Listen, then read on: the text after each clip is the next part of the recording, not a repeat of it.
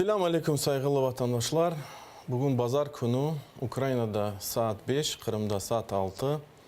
Her daim gibi dini yayını ATR Telekan'da canlı efirde seyretesiniz. Biz canlı çalışamız, sohbetimizge de koşulabilirsiniz. Çeşit türlü suallerinizi verebilirsiniz. Hatta mevzudan alakası olmasa da bile çıkartabilirsiniz ve sohbetine devam edebiliriz. Geçen sefer biz ihanet hakkında laf ettik, hainlik hakkında laf ettik. Bugün de bu mevzunu tamamlayacağım inşallah. Çünkü bu mevzu, ben belesem, bugünkü zamani vakitimizde eğer bir Kırım Tatar için ve umumen bakanda Kırım Tatar halkı için bir aktual bir mevzudur. Onun için Bismillah deyip başlayıp Euzubillah, Bismillah ve salatu ve selamu ala Resulillah. Rabbi şrah li sadri ve yessir li emri ve ahlul uqdeten min lisani. Yani her daim sohbetime bu duadan başlayayım. Bu zaten Musa Aleyhisselam duası. O dedi ki Taha suresinde geçe. Ya Rabbim benim gönlümü aç. Benim vaziyetimi kolaylaştır, yengilleştir. Benim tilimden ağırını al da benim kalbim anlasın. Ve ben anlatkan şeylerini beni insanlar anlasın. Onun için geliniz beraberlikte bu sohbetini geçireyik de samimi olayık. Aytkan laflarımızın samimi niyetlerden çıksın da o samimi niyetten bu söz, o samimi niyetin devamı olsun da ondan sonra bu samimi niyette, samimi sözler gerçek bir amel olsunlar. Zira karşısı olsa zaten demek ki imanımız tam değil. Ne için? Çünkü iman üç şeyden ibarettir. Yani samimi niyetten, gerçek sözden, ondan sonra gerçekleştirgen amelden. Devam edelim. Biz geçen sefer ayttık ki hıyanetin tarifini ayttık. Yani hıyanet demek ki bergen sözünü, algan emanetini yerine getirmemek. Ve ayttık ki eğer bir hıyanet, eğer bir ihanet, hainlik aslında yani böyle bir andan peyda olmay meydanda. Yani insan hatta bir ihanet yapması için ilk evvela yalanga öğrenir. Yani yalan aytar. Yalan aytar bir kere, yalan aytar iki kere, üç kere, dört. Ondan sonra işte bu yalanlıklar toplanacak. Nasıl Resulullah sallallahu aleyhi ve sellem anlatır ki hadiste insan bir günah yapsa onun kalbine böyle karaçık nokta koyula. Hatta bütün işte kalbi tam kapkara ola kala. Ondan sonra insan böyle yalanga işte alışıp yavaştan nifak çevresine kırıyor. Ve nifak yaptıktan sonra ihanet de yapar. Demek ki üç şey birbirine bağlı. Yalan, ondan sonra nifak, ondan sonra ihanet. Ve hatta bazı ulemalar, biz kaydettik bunu geçen sefer, dediler ki nifak ve ihanet aynıdır. Şimdi böyle da Peygamberimiz Muhammed sallallahu aleyhi ve sellem sözleri var. O dedi ki yutba'ul mu'minu alel hilali kulliha illa'l khiyana ve'l kezib. Pek mühim sözler. Resulullah sallallahu aleyhi ve sellem ayetti ki eğer bir mümin insan yani iman etken insan çok dikkatli şimdi dinleyiniz, dikkat etiniz. Eğer bir iman etken insan yani eğer bir iman etken insana çeşit türlü hususiyetler tabiatında olabilir deyip Resulullah buyuruyor ve ayta. Yani şimdi çeşit türlü hususiyet derken bunda Resulullah sallallahu aleyhi ve sellem bahsetti ki yaman olan hususiyetlerin hakkında. İlla istisnadır ne? Hıyanet ve yalandır. Şimdi hıyanet ve yalan bir kontekste kele, bir ifadede, bir ibarette kele. Yani bu hadis ne demek? Anlaması ne? Yani çeşitli türlü insanlar yani yanlış hareketler yapabilirler. Yani bazılarımız biliyoruz ki sınır olabilir. Bazıları ne bileyim kötü söz aytabilir. Yani yaramay bir söz aytabilir. Yani başka türlü hususiyetler mümin olan insana, iman etken insana tabiatında olabilir. İstisna birdir. İstisna yalan ve ihanet. İşte bu pek önemli bir nokta. Ne için? Çünkü Allah subhanahu bunu anlatır zaten. İnnemâ yefteriyel kezibu lezîne la yu'minûn. Yalan söyleyebilir tek iman etmeyenler. Yani demek ki iman ve yalan ve ihanet, nifak ve ihanet birbirine bağlı olamaz. Birbirinden bağlı olamaz.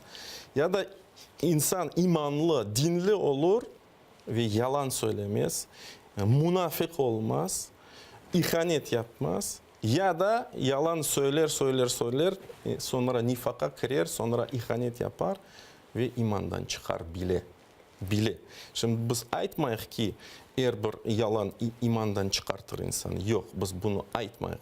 Ama neticesinde o insan bu işlerden uğraşsa, yani bu günahları yapsa, yavaştan kirlenir ve hatta yani o kırlık, yani o seviyeye gelir de Allah subhanahu teala maazallah, Allah saklasın bizni, hepsimizni korçalasın, kalbine muhur bastırır. Şimdi geliniz bakayım beraberlikte, şimdi ihanet nasıl hayatımızda görebiliriz? Yani nasıl? Mesela biz ayttık, yani ihanet hatta bala ve baba arasında olabilir. Yani biz çünkü çok dikkat yapmayımız, o hareketlerimizde bir yanlışlık yapamız, dinimizge karşı hareket yapamız. Ondan sonra bala osken son pişman olamız. Yani düşünemiz. Ne için yani bizim ballarımız, bizim evladlarımız böyle davranır?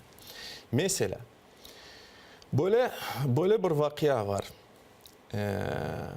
Resulullah sallallahu aleyhi ve sellem yanında kelgen bir tane adam. Oz balasının. Oz balasının kelgen de ve aytkan, ya Resulullah sallallahu aleyhi ve sellem, ben bu balağa, oğlan balağa bir hediye bağışladım. Ve Resulullah sallallahu aleyhi ve sellem ondan sordu. Sen başka evladların var mı? Var dedi. Sen bütün evladlarına aynı bir hediye verdin mi? Yok diye. O zaman di sen zulüm yaptın. Yani geri al o hediyesini. Yani demek ki şimdi baba balasına bir balasına olsun bir hediye bağışlamaya istese bütün babalarına, bütün evlatlarına aynı bir seviyede, yani aynı bir miktarında ya da kıymetini bir musavi bir hediye verecek.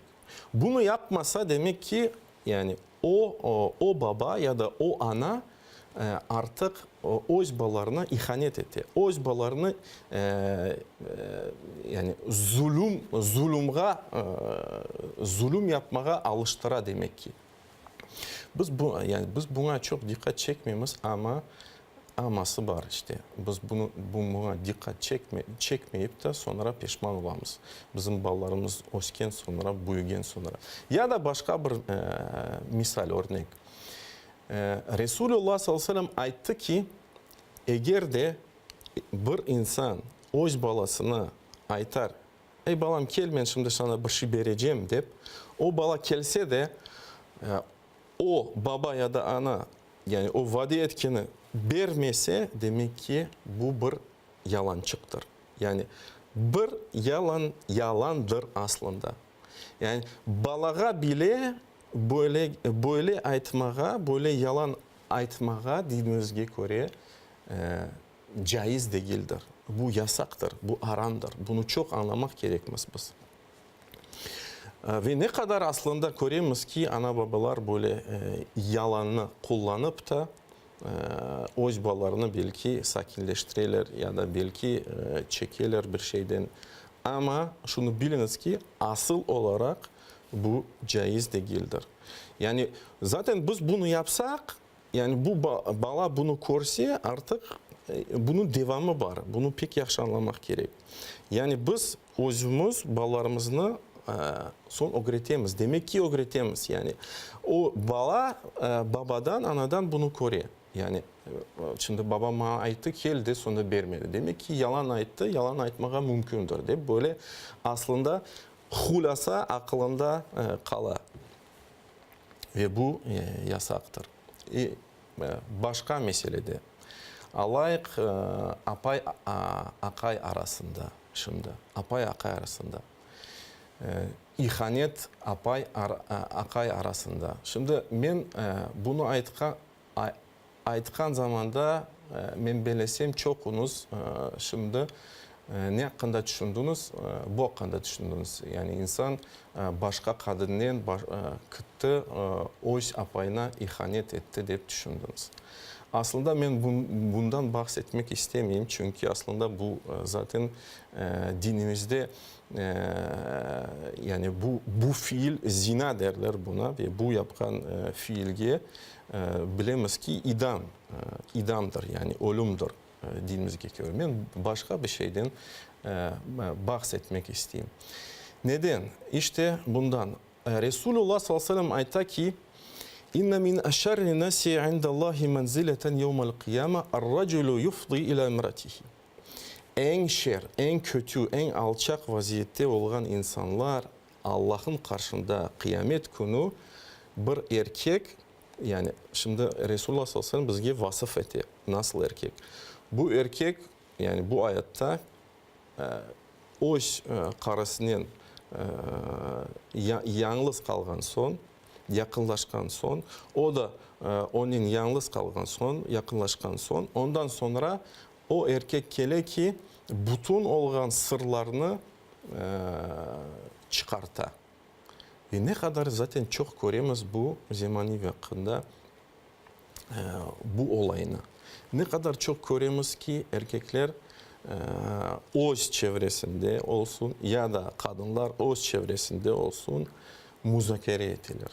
Yani böyle cinsi olan, intim olan tefsilatların hakkında.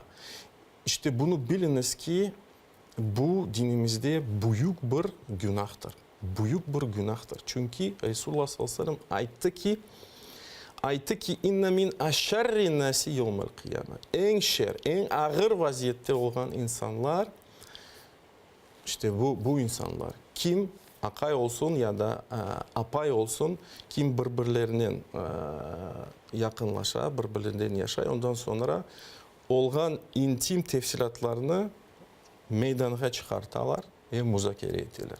Bunu yapmak yasaktır ve bu işte sayılır ihanettir. Apay akay arasında bir ihanettir. İlim saklamak ihanettir. Ne için? Çünkü Resulullah sallallahu aleyhi ve sellem ayıttı ki "Men ketema ilmen elcemahullahu yevmel kıyame bilicami minennar." Kim ilimini saklasa Allah subhanahu teala onu kıyamet günü o ilimden sarar da ve boğar ateşle sarar da ve boğar. İşte bu da bir mesuliyettir. İlim sahibini olmak, bir ilimni almak. İnsan hususen dini ilimlerini alsa hiç hakkı yok o ilimden paylaşmak. O paylaşmak gerek.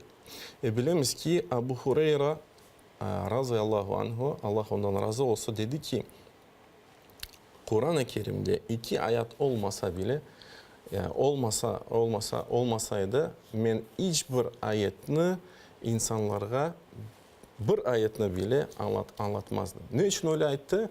Çünkü yani dini anlatmak aslında büyük bir mesuliyettir. Büyük bir böyle yüktür. Ve bunu anlap da onu onun için öyle ayıttı. Ama insan işte şimdi meraklı olan şey nokta mındadır. İnsan bu ilimge sahip çıkkan son bu yükünü algan son hakkı yok onu saklamağa. Çünkü Allah subhanahu Kur'an-ı Kerim'de ayıtta ki İnnellezîne yektumûne mâ enzelallahu minel beyinâti. Muhakkak ki kim Allah indirilgen olgan bilgilerini ve doğru yol göstergen ilimni saklasa vesaire ayet uzun işte Abu Hureyre radıyallahu anhu bu ayetlerden bahsetti. Kim bunu yapsa demek ki onun neticesi olacak ateş ve Allah saklasın hepimizni bu neticeden. Onun için ben aytan. Şimdi hususan ilimli olgan insana bir sual kesse onun hakkı yok saklamağa gerçek cevabını hiç hakkı yok saklamağa ve bunu yapsa demek ki o ihanet yapar. Devam ettik. Şimdi gelik başka bir örnekке. Zaten ben bu vakıyanı sizge geçen sefer anlattım ve bu vakıyanın üzerinden bir kere geçmek isterim. Bu vatanına, milletine, ümmetine ihanet etmek. Bu da pek mühim bir noktadır. Biz dedik ki böyle bir hadise olgan idi. Resulullah sallallahu aleyhi ve sellem ayetinde bile bir sahabe Hatib ibn Abu Balta ismiydi.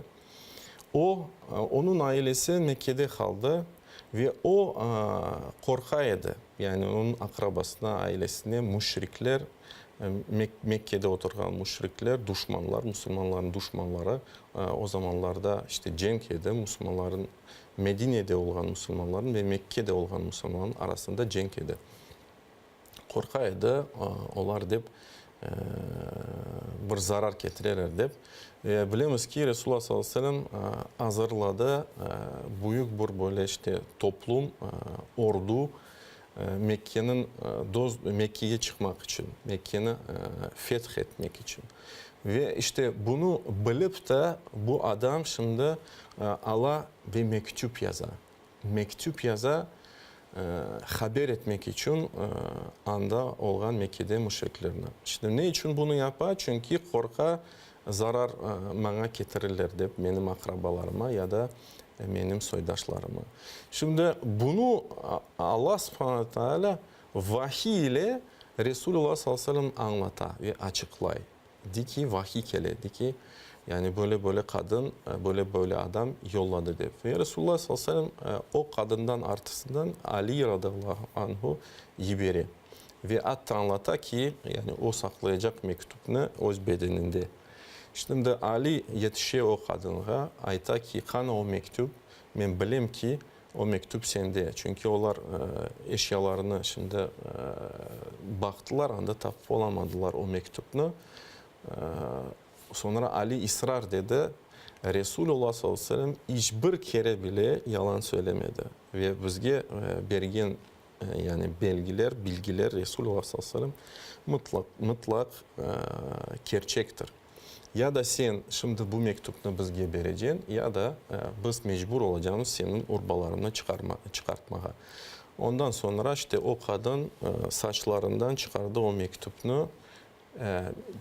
o mektubunu ve teslim etti Ali radıyallahu anh'a.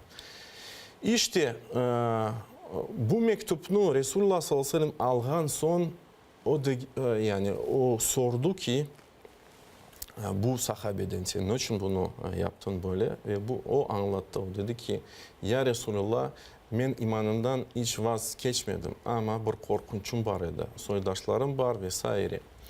İşte onun hakkında Allah subhanahu teala bu ayetini indirdi.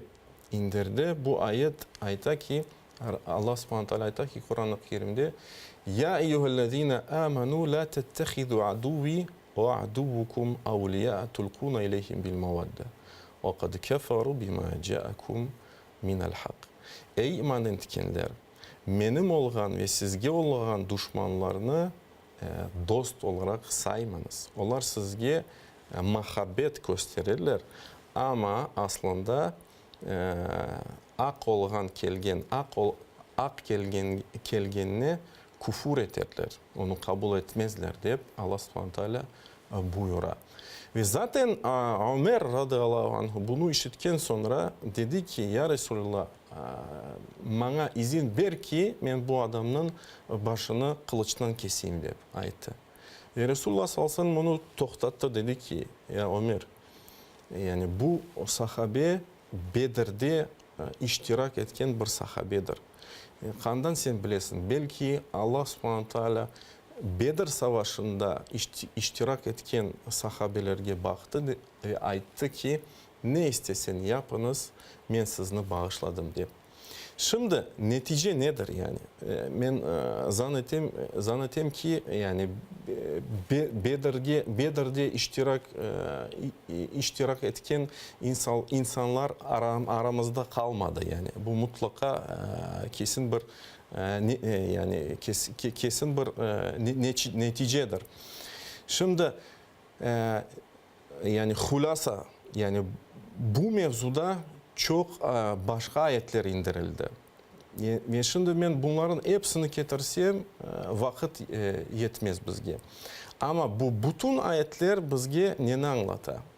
Bu bütün ayetler bizge anlatır ki insan işbirliği ümmetine olan düşmanlardan işbirliğini tutsa artık o insan aynı gibi o insanlar gibi ola.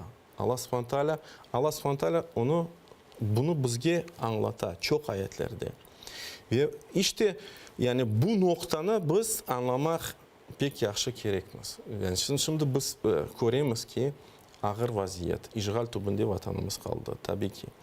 Yani bazı insanlar mecburiyetinde kalalar işte bir şeyler yapmaya. Belki de o insanlara Allah subhanahu teala inşallah affı eder. Ama bazı insanlar o isteklerinden, o işbirliği tutsa ki, o niyetlerinden işbirliği tutsa ki artık demek ki yani bu insanların ve bu düşmanlarımızın arasında hiçbir fark kalmay. İşte ben bunu sizge anlatmak şimdi tırışam. Ve bu dinimizge göre böyledir. Ve siz Kur'an-ı Kerim'ini açsanız, bu ayetlerini okusanız, özünüz o isbatını, o yani ben aytkan şeylerin tasdikini taparsınız. Onun için ben aytam ki mıkayt olunuz. İnsan bir yalan söyleyip, bir nifak içine girse de ondan sonra böyle işgal hükümetten işbirliği tutsa da şimdi ben kaydettim, öz niyetten, öz istekten o işbirliği tutsa artık dinden bile, imandan bile sonuçta neticesinde çıkabilir. Mukayyet olmak gerek. Allah subhanahu teala saklasın ve bu arada da ben bütün halkımızı tabii ki hayırlamak isterdim. İşte bilemiz ki endi 100 yıllık kurultay tantanalı tedbir geçti. Bizim bütün halkımız için ben bilesem bu mühim bir merasimdir, mühim bir tedbirdir. Çünkü bu takdim olarak geçti. İnşallah yakın zamanlarda ben bilesem yanı yıl evveline kadar işte Kırım Tatar muhtariyet hakkında kanunda işte Ukrayna büyük yukarısında kabul edilir inşallah parlamentte. İnşallah umut etemiz ve bu gerçek bir adım olacak. Bizim inşallah Kırım Tatarlarının han izzetini, kadimi olan han izzetini kenede kaytarmak. Ne yazık ki subjetimiz yekünlük üzere. Endi men işte sonuç olarak daha bir böyle küçücük bir örnek sizge vereyim. Tarih boyunca şimdi biz baksak Bilemiz ki çeşit türlü hilafetler var idi. Abbasi hilafeti var idi mesela ve bu örnek işte o zamanlardan. İşte Abbasi halifinin böyle İbn İlkimi bir veziri var idi. Ve bilemiz ki Monğollar işte koz attılar o hilafetke, o topraklarga. Endi baskın yatmağa istediler. İşte ondan sonra bu vezir işbirliği tutmaya başladı bu Monğollarla. Ve onlar sadece bir malumat istediler ondan. Ve işte bu vezir malumat bereydi devamlı bu Monğollarga. Şimdi geldi bir an Monğollar baskın yapmaya istediler. Baskın yapmayı istediler ama gördüler ki yani Müslümanların ordusu çok büyük balaban. Ve basit bir rica istediler bu vezirden. Dediler ki sen halife yanına git de kulağına ait yani bu yani balaban ordu tutmaya ne gerek ki? Yani o ordu bölünsün de bir parçası anda gitsin bir parçası mında gitsin. Ve işte halif vezirini dinleyip de öyle de yaptı. Ondan sonra Moğollar bastılar Bağdat'ını. Bilemiz ki bu böyle çok büyük bir faciaydı. Çok Müslümanlarını öldürdüler. Kanlar bile yani böyle rivayetlerdeki şey yani orada olan deryalarda akkan sular yani kangat oldu. Ama neticesi olarak şimdi ben bunu kaydetmek istiyorum. Şimdi Monğollar yani başarılı olup da Bağdat'ını algan sonra bu vezirini siz ne düşünüyorsunuz? Ne yaptılar bu vezirini? Yani tabii ki öldürdüler. Dediler ki yani Monğollar bile, yavrular bile dediler ki yani madem bu insan yani öz devletine, öz milletine ihanet etti. Demek ki bizge de ihanet eder deyip onun için onu idam ettiler, öldürdüler. İşte ihanetin neticesi böyledir, ahırdır. Ben sizden sağlıklaşam. Subhanakallahumma ve bihamdik la ilahe illa ent. Nestağfiruka Allahumma ve tubu ileyk. Gelecek inşallah pazar günü görüşecek.